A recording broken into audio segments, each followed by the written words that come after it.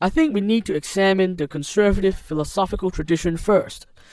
I think we should start with the ideas of 18th century British thinker Edmund Burke, because he is often considered the father of conservatism. Burke was actually a member of the Whigs, the main liberal party in Britain at the time. He was outspoken against the British government's oppressive policies towards the American colonies and the damage the East India Company was doing to India. He opposed slavery and supported Catholic emancipation, and took a leading role in arguing against unrestrained royal power. He even worried that democracy would lead to tyranny over unpopular minorities. All this earned him the respect of liberals, both in his time and long after his death. As you can see, Burke cared about individual liberty and justice for everyone, including minorities. He was certainly no reactionary who opposed all change and wished to use government power to turn back the clock.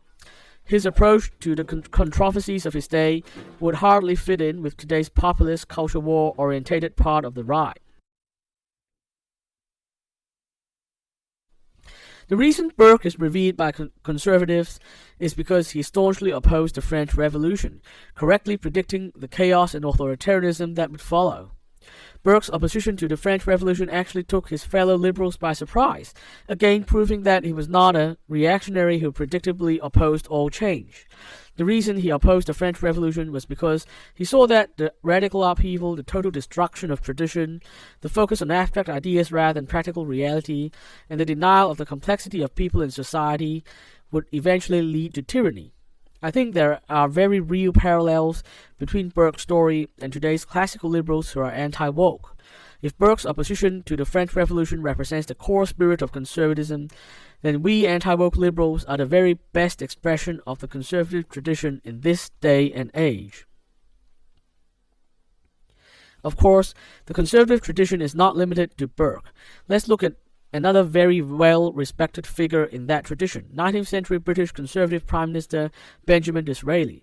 He is famous for saying that the great question is not whether you should resist change, which is inevitable, but whether that change should be carried out in deference to the manners, the customs, the laws, the traditions of the people, or in deference to abstract principles and arbitrary and general doctrines.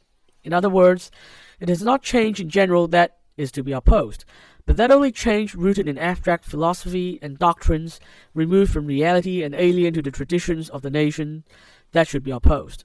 This is entirely consistent with the way Burke approached politics, even though Disraeli was speaking almost a century later. Clearly, Burke and Disraeli belong to the same tradition. As I've demonstrated, today's anti-woke liberals are the natural heirs of the conservative tradition, and we should unapologetically take it up. Taking up the conservative mantle would not harm our ability to identify as classical liberals or argue for classical liberal positions. There is no conflict between conservatism and classical liberalism in the context of the 21st century English-speaking West.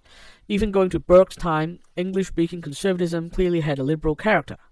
After several more centuries of the classical liberal consensus, a conservative in our society would definitely have to be a classical liberal, trying hard to conserve this important part of our political tradition for future generations, against assaults from both the left and the right.